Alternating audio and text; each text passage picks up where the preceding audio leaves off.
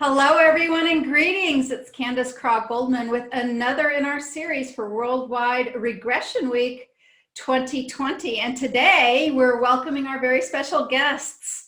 These are sisters and quantum healers, Donna and Diana, also known as Adair, which is their author name. And there's so much to talk about today, including some new projects and a new book they have in the works. Welcome, Donna and Diana. How are you doing? Great. Hi, Candace. So good. So good. It's so nice to see you. And I know you're traveling right now. And we need to mention this, and I've mentioned it in our other videos as well. For future reference, we are recording this video in March of 2020 that will be played in April of 2020. And since reality has been, shifting every 5 minutes the last few days, we have a lot to talk about in this whole consciousness and reality scenario, don't we? Yes, we do. The most interesting of times. In some ways, the best of times, and maybe the worst of times, but there's a lot of chaos, a lot of things going on, and there's a lot of calling people who do the work like us kind of to step up to the plate. How do you guys feel about that's happening? You know, that it's kind of a calling to us, isn't it? You know, we've been preparing for this ever since we started doing quantum healing and learning about all the things, all the subtle realms, everything that we've expanded our awareness into. This is what we've been working towards and working for. Yeah. You know, we also, yesterday we went to the grocery store and just did our errands to get ready to be here on our trip where we're staying for a week. And we were just noticing that everybody that we'd make eye contact with, you know, you naturally smile, and they would just smile back. And it was this sense of relief of like, oh, you're here too. And it wasn't at all, there's a strange energy out there, but it feels like an opening in a lot of ways instead of a fear response. And so it's been really interesting just to watch that and feel that and realize, oh, I've been saying I'm a pillar of light for a long time. Now I just really am. And I can just be that and move through the world and just feel that ripple out. So that's been interesting to observe and feel and notice how that's supportive just by being there. And I know a couple of the practitioners on the forum have just recently posted things about that, how that's, we're all feeling that in one way or another. So a little background, Diana and I live in Colorado, and we are right now in Seattle. We had this trip planned for a couple months now to come and house sit and dog sit for our sister. And then all of this happened with COVID-19. And I am really glad because it's eye-opening to go to a different state, to a different part of the country. And in one way, everything's the same. And then, of course, in other ways, there's little details that are different up here. But it's fascinating to travel during this time. I'm glad we are. Yes. I've heard quite a few stories of some travel adventures people have had. I was at the grocery store myself, and you know, there were plenty of people there. Certainly, this was 2 or 3 days ago. What I found in my own community, and which is, you know, we're in the Midwest, typically very polite around here. People were even more polite, and they even had bigger smiles, and they were even more helpful. And I was thinking about those days post kind of 9/11 where we suddenly remembered how our neighbors were more than just our neighbors, that we are part of a big family going through something together. And here we kind of go again, but this seems bigger to me. As awful as 9/11 was, this seems bigger to me. Well, because this is global. Suddenly it's every human on the planet is or could be affected by this. Definitely bigger. Yeah. We were mentioning there is a similar feel to it, although not so grounded in reactivity from fear. It's more of exactly what you said of, oh, my neighbor, oh, do you need help? How is this person doing? We're all facing the same things. Yeah, some opportunity for connection there that we have kind of maybe in some cases dropped off with the social media, electronic kind of connection. Mm-hmm. Yeah. Mm-hmm. Very much so. Yeah, interesting times. Well, let's go on and talk about some of your work, shall we? Speaking of some interesting times, we were talking before we even pushed the record button how Dolores Cannon is the inspiration for so much. Of course, inspiration for the celebration this week in the first place, her birthday being April 15th, 1931. Dolores Cannon brought you into this work and together, and I think even for the big project that you're working on right now, the book. So why don't you talk a little bit about that? Yes, so we will be coming out with the first book, I think, in a new series that was inspired by the surrogate quantum healing sessions that we've been doing together for just over a year now. And this one, the title will be New Earth Healing. And really what the concept is about is that all healing is self-healing. And we have 11 or 12 session stories in there. 11 transcripts of the sessions we've done with people who, just the information that comes through, the guidance and the healing has been so profound and has impacted us personally that it was inspired by we have to share this. And so we've been working on this book for A few months. 3 now. 4 months. And we should have it out during Worldwide Regression Week. We'll have a link up to it, and we're just giving it away. If you can order it through Amazon, if you want a print book, you would just pay for the cost of the print, and otherwise it's just our gift to our community, giving back because we've been given so much through doing this work and through finding Dolores and just the whole path we've been on really since we found her in quantum healing. Mm-hmm. So by the time this video airs, we will have the link to download the book. Yeah. So look below the video. Yep, absolutely. And we'll hopefully maybe even flash up a picture of the book right there. Maybe between you two and underneath those roses. Love the rose theme. Yay! we all have going here. I really enjoyed reading the book so much. And I can't help because of the timing of all of this. I took some notes this morning. I mean, one of the first things I wrote down was trauma changes us. You wrote that book in the book, in the first part of the book, trauma changes us. And we've all been through trauma, but we're going through a collective sort of trauma right now, which is changing us as a species at a deep, deep level. So could you speak a little bit more about trauma? Well, trauma is at the root of so many, I would say all, but not quite all, but so many of our physical manifestations of illness or dis-ease. And so when we start to talk about how to heal, how to self-heal, we have to deal with trauma because that's where so much of this comes from. And at the collective level, what's happening now, I love that you talked about, this is a global trauma. And a side note to that is we were talking about kind of naming this energy that's just in the air right now, no matter where we are, no matter what state we're in. And right now, because it's sort of still beginning stages, it feels a little bit like shock. That's what I feel from people, is it feels like everybody's sort of in this state of shock. So going through a global trauma is what I feel like that's doing is bringing up all of the ancestral trauma, what we're carrying in our genetics, our DNA, as well as what's being stored in the aura of Earth herself from all the collective traumas of humanity. And I feel like this is sort of like the trigger. It's the trigger that's like lighting up what's being held still so that it can then lift off.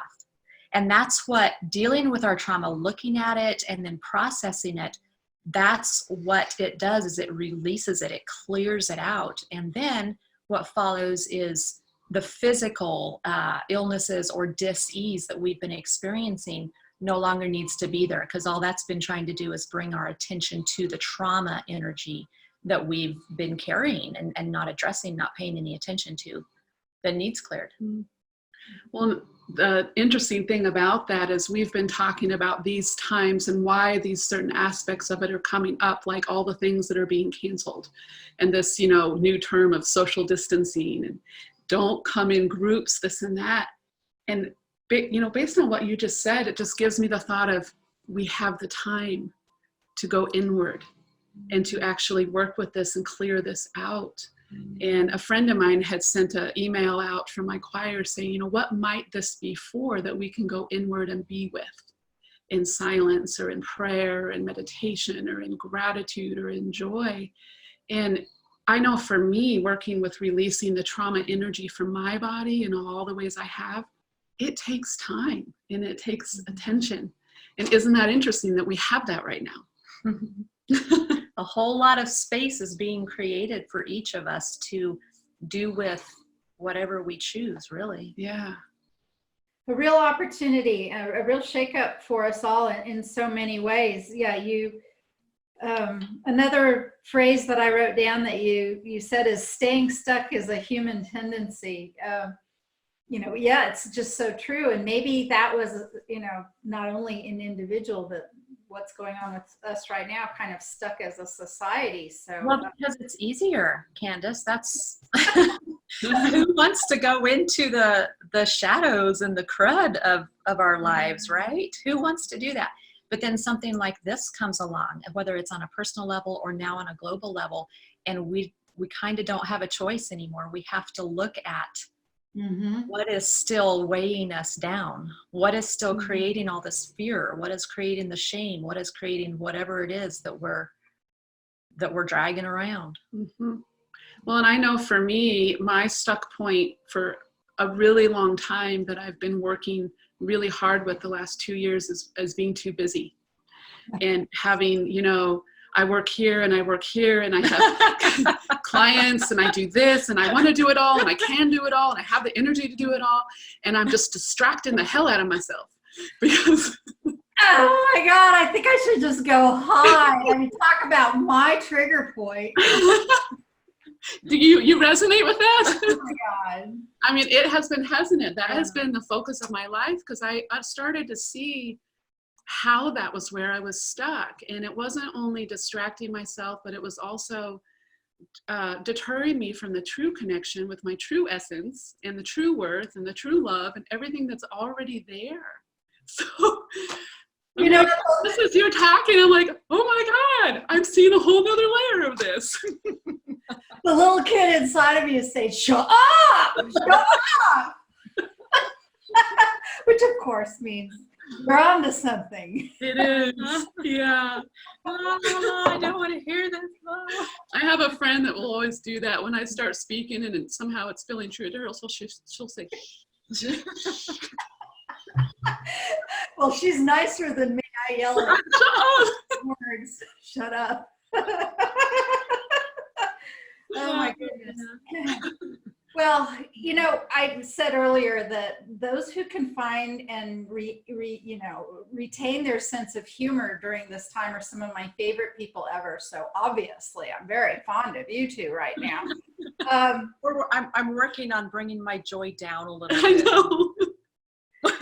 Right. Hard times. Right. Right. And, I want to make the point, very obvious point too, which I've made in other videos that I'm recording.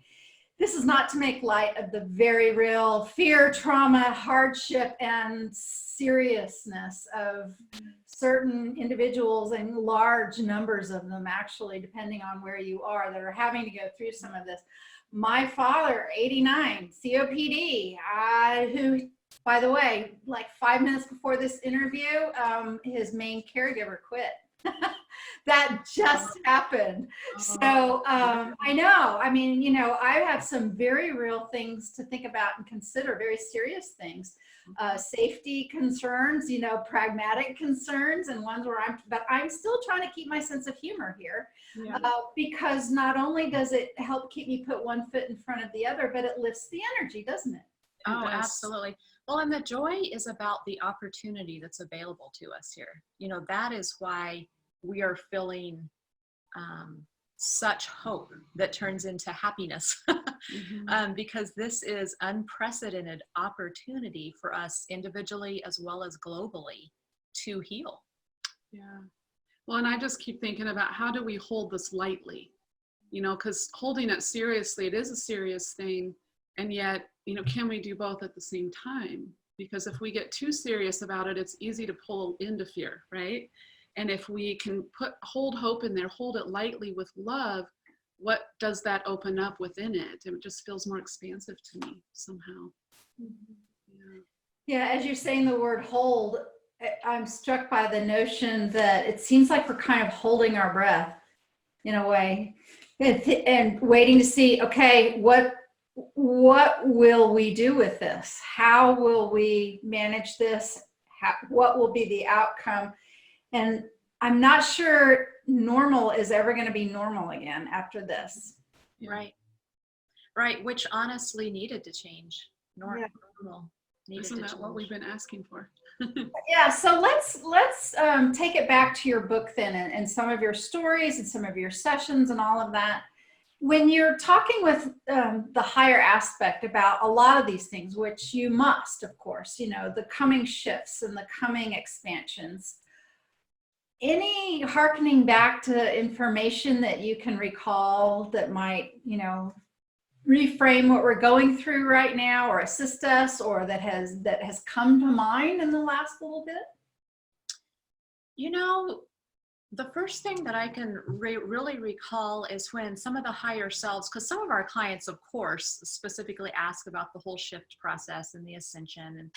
And so, you know, we just ask the questions that our clients ask. That's what we're here to do as surrogates. And they always allude to there will be waves, there will be what you will perceive as hardships. You know, basically, this shift is amazing and beautiful and fun, and where we end up is going to be just beyond belief, but it's not all going to be roses getting there. So that's the first thing I think of, is that they all kind of have this underlying, like, you know, clear out yourself, clear out your trauma, heal, because you're going to have to walk through some stuff, through a few things, you know? Well, another one I would say has been a thread through a lot of them is that what we think of as the shift is unique and different for each of us, because we're already all vibrating at different levels. We have different frequencies going on at the same time, even in our own bodies. And that, you know, it's stages of shift for each of us. And it flows with where we are at and helping us to move to where we're going personally. And it's not all the same place. It never has been. And so that makes me think of the thing you just read this morning of how even with this illness, you know, this virus happening, it's affecting everybody differently. And for some people, they won't even know that they were exposed to it, and other people will get really sick and everything in between. And so I'm seeing a correlation with those of how we experience anything is different and unique to us. And in our book, that's one of the things that was so profound to us is clients would come in with the same issue seemingly, like lifelong teeth problems or an autoimmune disease or a cancer. And the answers and what they needed to help them to understand this, learn, grow, and heal is unique to them.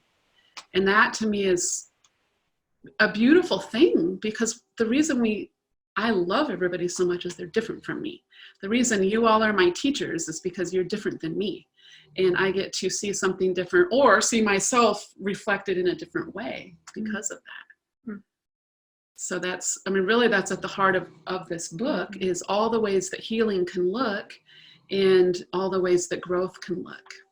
Well, and the other thing that comes to mind relevant to this time and what we're all going through right now is the huge emphasis, and we've all gotten this in quantum healing sessions for years now, the huge emphasis on clearing and healing our trauma.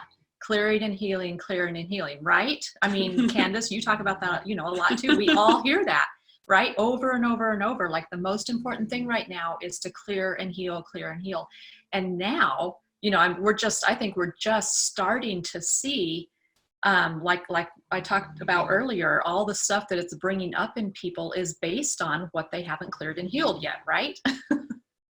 So again, like, oh yeah, Yeah. the SC or the higher selves, you know, this is what they were trying to get us to clear and heal for, I think. You call those of us who do this work the transition crew, or maybe many people who are born at this time, maybe we're all the transition crew. I think that's so amazing, and it's like we've been waiting to be called up, you know, and it's sort of, it feels like the calling up has really kind of begun in a really major way. I think the work that we've been doing, we've always known how important it was, how special and magical, but something's happened in just the last little while, and just even the last week, I think, to the kind of work that we do, the opportunity we have to assist others has really grown by leaps and bounds, don't you think? Oh yeah. I think it takes on a whole new perspective, even knowing what we've known. There's something about being in the reality and finally seeing, oh, this is how at least this piece is going to play out. Oh, everything now makes sense in a whole different way, you know? Yes. Well, we were just laughing last night as we were coming up with the name New Earth Healing for this book. I said, you know, we could not have timed this better if we tried, because you never know what tomorrow's going to bring. And like you said at the beginning of this interview, it's changing every 5 minutes. I mean, this book it just couldn't be more timely. And this New Earth idea that Dolores started, and the first time I heard about it was in 2013. I feel like are we in it? Is this what she was talking about? You know, because there's been a lot of ideas of what that means, what that looks like. Is there two physical earths, like this and that? But everything's shifting. Nothing feels the same already. And I can't put a word on it. You know, I can't really fully describe it because it's so new. But here we are. You know, I find it kind of fascinating that we're talking about timing and all of that, because busy as I am, and being so honored by the both of you to ask the forward to this amazing book. You know, I set things aside and I do things when they seem right. And a lot of times my family that supports me in the background, sometimes they look at me and I'm like, you know that when this is supposed to be done. It's like, yeah, but it's not the right time. You know, and forcing anything if the energy isn't right just doesn't work out very well. And as I was writing this and very deeply into writing this, you still hadn't told me the name, but that's all I was talking about was the New Earth, and how Dolores this and how present all of that energy is right now. And one of the reasons that it worked out, I think exactly like you said, so nicely, even for me and my small contribution to your incredible creation, is following the energy, listening to my heart about when to do what, giving as much as I could at the time that was appropriate, and then waiting to get this gift back from you, which says, I basically was sitting in on your conversation. You were. Maybe you might have been influencing that, Candace. And thank you. I can hear Dolores said, I think it was me that had a lot to do with it. Well, and what's funny about the timing of this whole book is, you know, we planned to have this out like 3 months ago. I mean, there's really no good reason other than dragging our feet and procrastination and other stuff happening. I've felt a lot of frustration about it, you know, but like you said, you can't force anything. This was meant to be, and I know that, but I still push, you know. Well, it's because of the way we were raised and the way we are programmed to think the way things are supposed to be done. Yes. On this very linear, scheduled, predictive kind of way.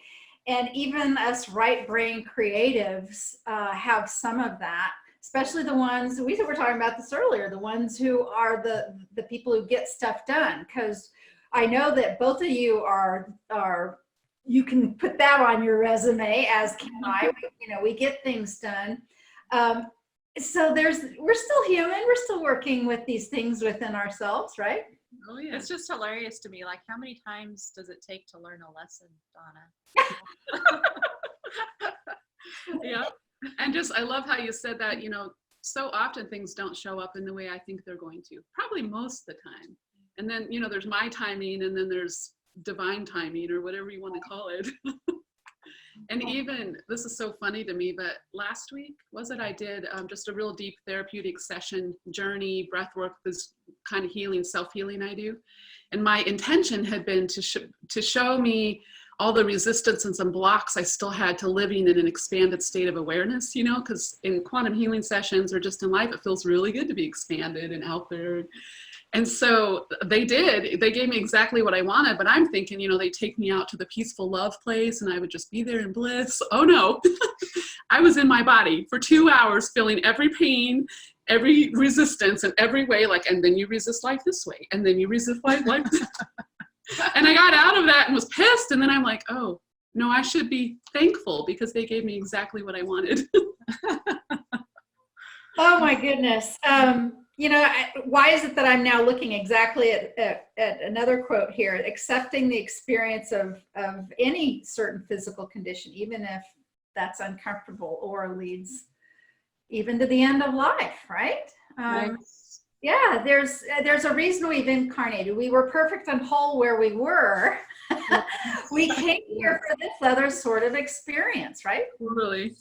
Yes. And it's so funny because I bet every single one of us humans resist being human.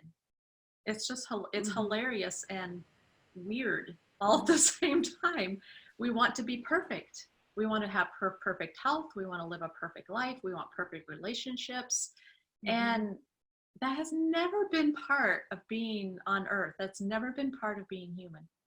We do hope with the new Earth, the spectrum moves up a notch, the game moves up a level. Yes. But I don't think perfection is ever going to be part of this game. No.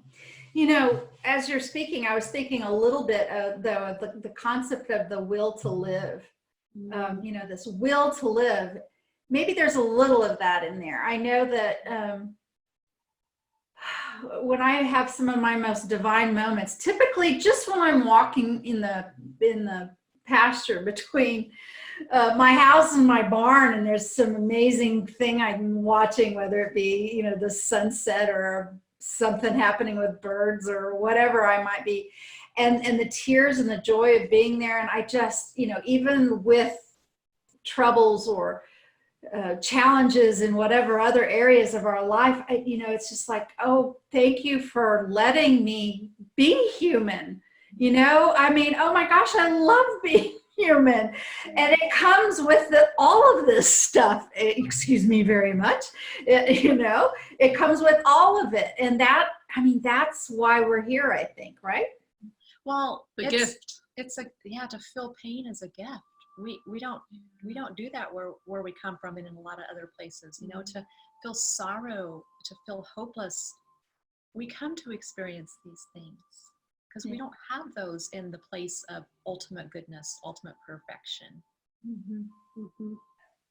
I keep hearing this beautiful music in the background that is coming from where you are, right? There's like flute music or something in the background. The angels are all around you, Candace. The angels are all around you, Candace.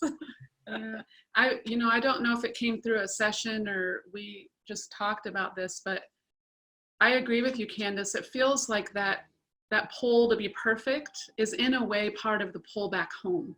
It's a way of guiding us back to that which we are. And so it serves a purpose, even though we get confused and lost in it, thinking that should be here. It's still, I do feel like that beautiful, symmetry of it. Well, and the irony for me has been that the more I accept the sorrow and the pains of life, the lighter they become and the more it turns into joy and gratitude and happiness. When I'm resisting sorrow, for instance, just the deeper it goes and the heavier it becomes. But when I stop and go, no, I will feel this, I will accept this, whatever it is, that is when it lightens and begins to lift and transmutes into something absolutely beautiful. Mhm. Yeah, when I was going through the sudden death of my brother, who was completely healthy one moment and completely, gone from this earth the next. And it was such a shock, it was such an incredible shock to my family.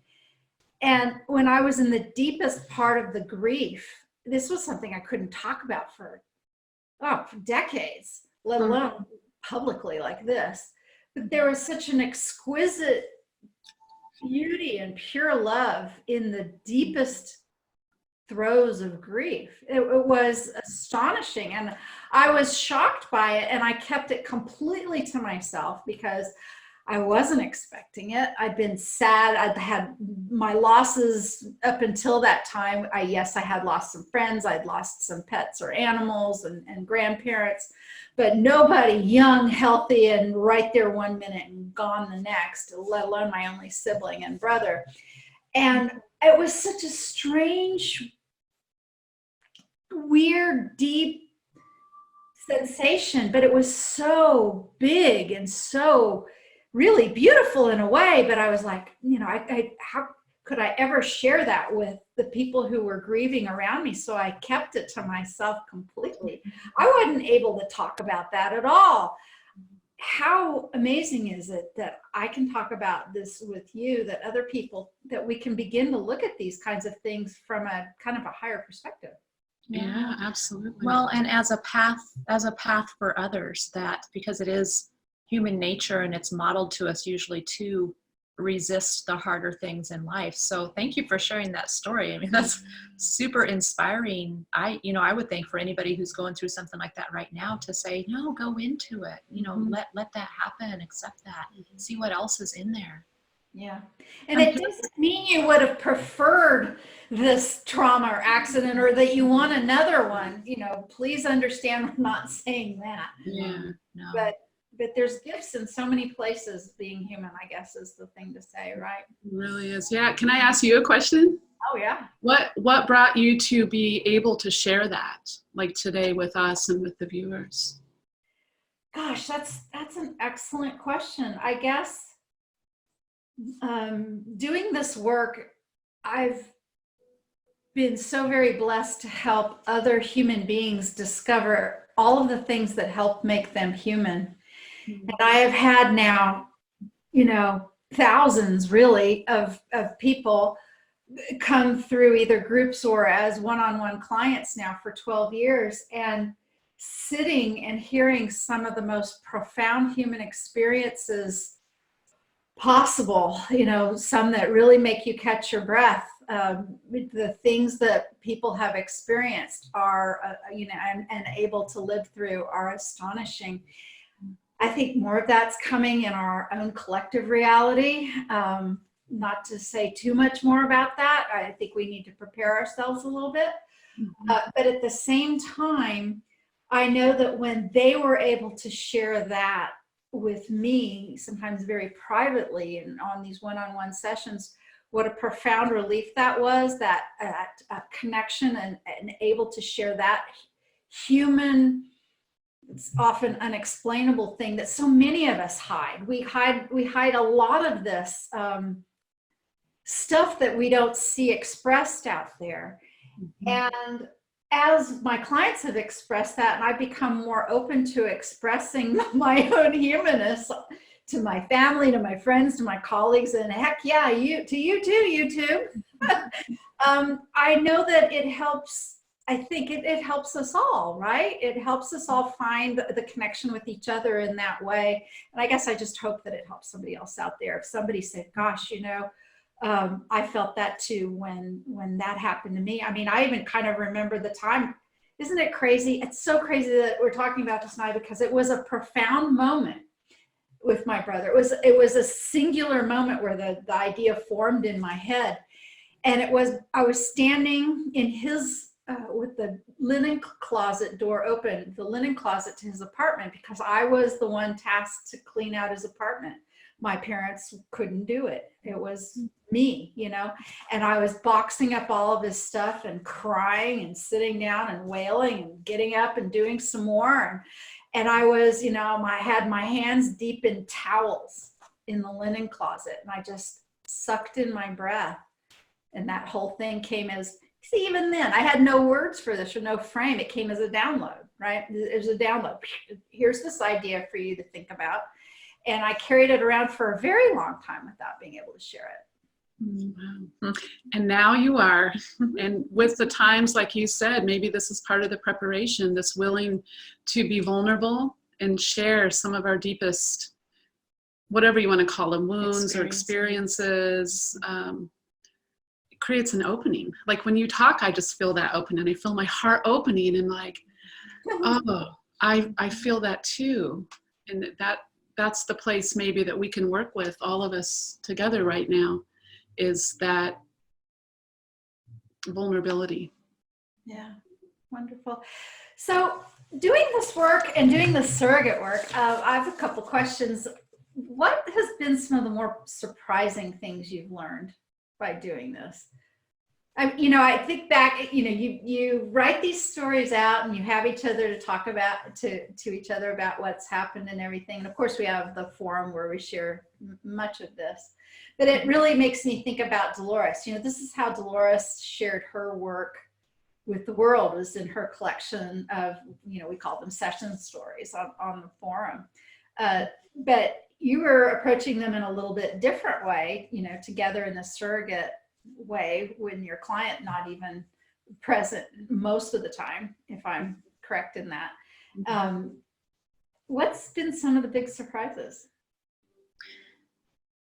One of the blessings, definitely, but also we weren't sure if it would work. When we first started doing professional surrogate work, we really wanted to be able to bypass the blocks that were in people. The reason they couldn't do a session themselves was because of these blocks or these limitations, which are just frequencies, just lower frequencies. And we wanted to work at a very, very high energetic frequency to really access some of the more expanded ideas for them, and, really just go high for them. And it's working, and it's very, very interesting because we do, we give each other our own sessions to work on our own stuff. Of course, we do regular QHHT or BQH sessions for people. And the difference between our surrogate sessions and then regular sessions is astounding in just the frequency of energies that comes through. So, and I don't know if it's just, I don't understand fully how or why that is, but it has something to do with, because it's not, a surrogate session is not for us, obviously. We get to completely go around the blocks, filters, and limitations that client would normally experience. It's such a beautiful and profound thing. It's really helped me to see everybody, what I call more from the higher self perspective, and have more compassion for people and just see everybody is beautiful. Yes. Because you're not, when I'm sitting with the client, you're with them for, 4 to 6 hours on average. And it's such a profound, important, wonderful time. And for me, they're dealing with all my human everything, and I'm in their energy. And with these surrogate sessions, it's almost like coming from the top down and just looking at their whole healed, beautiful self, their higher self, their teams, their guides, their angels. And it just is, every single time we come out of it just going, wow. It's like we don't really know the human. We know the whole soul of them, and we just fall in love every time. Every one of our surrogate clients, we just think every one of them is just the most amazing person in the world, because we only know them through their higher self. Yeah. Well, or I would say we know them through their full and whole potential of them, like the fully realized them. And that was a huge surprise. Yes. Was just that. The other one is the format that we go in with. We have, we go in and we call in their higher self guides, whoever's going to come to assist with the session. And then we ask for a surrogate healing temple. And every single time, and we've done 100 sessions now, I don't know, a lot in the last year. It's different. It's super unique to them. There's a purpose for it. And it's just a connection point every single time. And for me, I still marvel at that. I'm like, never seen that before. We thought we would have one surrogate healing temple. Like our idea, we were told, because everything we do in the sessions, we were told to do, like from the script we use to the order and how we do things. And so they were like, start from a surrogate healing temple. We're like, okay, no problem. We thought we'd have a special one that we always worked from. Oh no, it's the clients every time. You know, it's so fascinating how we kind of do this similar but kind of parallel work, even with these sessions that I'm calling BQH mini sessions. It's something a little bit like that, and where they often end up at a temple of healing. And you know, I have to tell you, even in regular BQH sessions, if they go to temples, or in my mini sessions where they go to temples, it's been the same thing. Nobody ever has anything that's even slightly the same. I mean, you know, there's always these details that, well, that's different. Well, that's different. Well, that's different. And in regular sessions, it's this constant, unique perspective on how to get the answers, the healing, the frequency, the support that we need. It's really endlessly fascinating work, isn't it? It really is. Yeah. Another thing that's been fun is the really different energies of what we call the SC. We kind of refer to it as the source collective. It's like the big guns, right? It would be like God, you know, kind of. So we work with the higher selves, and then we work with whatever their clients' guides are. So from archangels to, I don't know, different gods and goddesses or collectives, or sometimes animal totems or animal collectives or plant kingdoms or whatever. We work with all kinds of energies, and it's fascinating to feel because we're surrogating, you know, we get to feel and experience those energies, all the vast array of them out there. It's really been surprising, I think. Mm-hmm. Really cool. Well, why don't you tell us a little bit about some of your other projects, your mind designing? So yeah, we are getting ready to release a series on YouTube, free, of these little, they're kind of like mini meditations. We're calling them Design the Mind. And it's this whole idea that, you know, our minds determine what our bodies do, as far as, you know, how the health of our bodies, the habits that we carry, our thought habits. So, and it's trainable. You know, our minds works like a computer software, right? It's programmable. It's completely, what's the word I'm trying to say? It's completely designable. It's completely buildable. And so we're doing little things like, I have 2 sugar addiction release scripts. Yeah. Sorry. Who inspired that? No, you don't have to say. You don't have to say. Sweet tooth, right? My sweet tooth.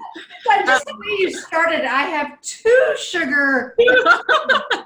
Well, I needed 2. No, I know. It was, I'm sorry. Forgive me for making fun of you. It's perfect. No. Yes, because it's the only one so far we have 2 hitting the same subject. Everything else just needed one thing. So we have a fear of flying. That's not what it's called. It's called love of flying, but it addresses the fear of flying. And then we'll have some different approaches to anxiety. We'll have a raising your frequency. So these are really 15 to 20 minute little things you can just listen to, and you can listen to them during the day. You can fall asleep to them, but it's all about that retraining the brain in ways that's needed. So we're excited about that. I think we also have a weight loss. We'll do, and, setting your ideal weight point. Yep. Perfect. Well, that really fits into unleash your mind, right? And the whole project of this week. Well, I don't know how many of those anxiety videos you have, but those would be very much in use or in need right at this moment. And I'm not kidding about that one. We all, I did a webinar myself just yesterday, just simple things that we can do. Some reminding of some Donna Eden energy medicine moves and some other breathing things that we all need to be reminded of. That, the whole webinar, there's a little silent person inside of me saying, see, you need to remember this yourself, don't you? We do it for, others, but we need to remind ourselves that we're doing it for ourselves in these very challenging times, right? Yeah. Well, and that's such a good point. I find that so often with me, that the things that come out of my mouth are exactly what I need to hear. So thank you for that reminder. Yeah. That's an easy tool we all have. Because it's so easy to see, oh, well, you could just do this, or you could just, how about try this thing over here? I'm really good at giving other people advice. So I just love that, that I'm going to stick that right there of, that's for you. That's for you. Me. Well, ladies, this has been amazing. I have to tell you, Dolores has been here the whole time. I've been waiting for an appropriate time to share what I've heard her say right now. And she said, those girls are doing some good work. I mean, oh, thanks, Dolores. I do want to mention that Donna and Diana did an amazing surrogate session for me, and Dolores did show up in that one. And it was astonishing. And I know many of our colleagues have also taken part in some of your surrogate work and have been most amazed. Can you remind everyone where they can find you and your works and your books? So our website is ddadair.com. That's ADAIR for Adair. And that's kind of our hub for our healing as well as our books. We also have a series of books set in Atlantis. Those are available on Amazon and all online bookstores. It's called Those are fiction, right? Those are fiction. Yes, based on 10 years of research. Mm-hmm. And then this new book that we're getting ready to release will have a specific link. It'll be on our website as well as below this video that you can just go to and download in any e-reader format that you want. They'll all be available at that same link, as well as the print book will be available on Amazon. And then we are on the quantumhealers.com, of course. Diana is under Diana Adair. I am under Donna McMurtry. And our surrogate sessions are under Donna and Diana. And so if you just put that in, you'll find our surrogate session page.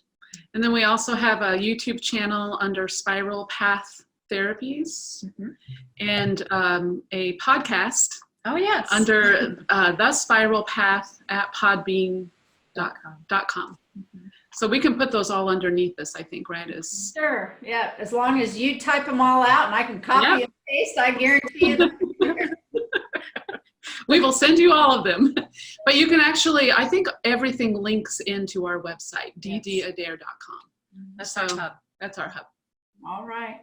Yeah. Well, thank you so much for taking some time out of your day, babysitting the dog. What was his name?